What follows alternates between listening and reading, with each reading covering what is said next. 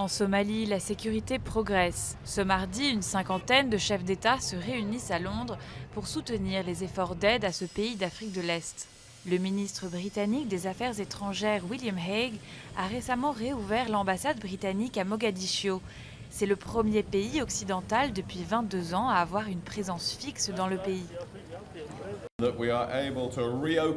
Le fait qu'on ait pu réouvrir est une preuve des progrès en Somalie ces dernières années.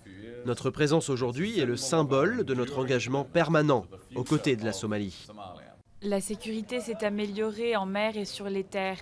Même s'il y a parfois des attaques, les insurgés islamistes Chebab sont en retrait et le pays est plus calme qu'avant. Ici, à Mogadiscio, le marché Baccarat était contrôlé depuis des années par les insurgés. On y vendait des kalachnikovs, des grenades, des mitrailleuses. Ils leur servaient de bastion pour leurs attaques. Aujourd'hui, les magasins ont réouvert et les armes ont été remplacées par du matériel de construction, des vêtements et des fruits. Surtout, l'activité des ports, vitale pour l'économie somalienne, a repris et un vaste projet de rénovation du port a été achevé. Depuis l'année dernière, 20% de bateaux en plus passent par Mogadiscio, d'après les autorités portuaires. Il n'y a presque plus de piraterie et on voit de plus en plus de bateaux avoir le courage d'amarrer dans le port de Mogadiscio.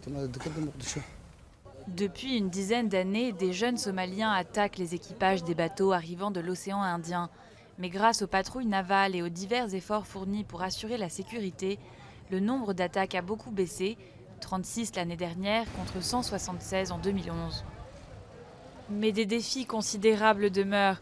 Aujourd'hui, 67% des jeunes Somaliens sont au chômage selon l'ONU. Et la pauvreté les pousse parfois vers l'illégalité. Au nom d'Allah, il y a toujours une possibilité qu'ils fassent quelque chose de pire que d'aller à la mer. Ils peuvent succomber à de mauvaises influences si nous ne leur trouvons pas de travail.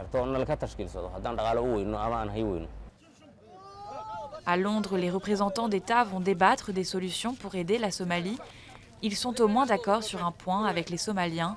Seules des actions concrètes sur place permettront au pays de se reconstruire.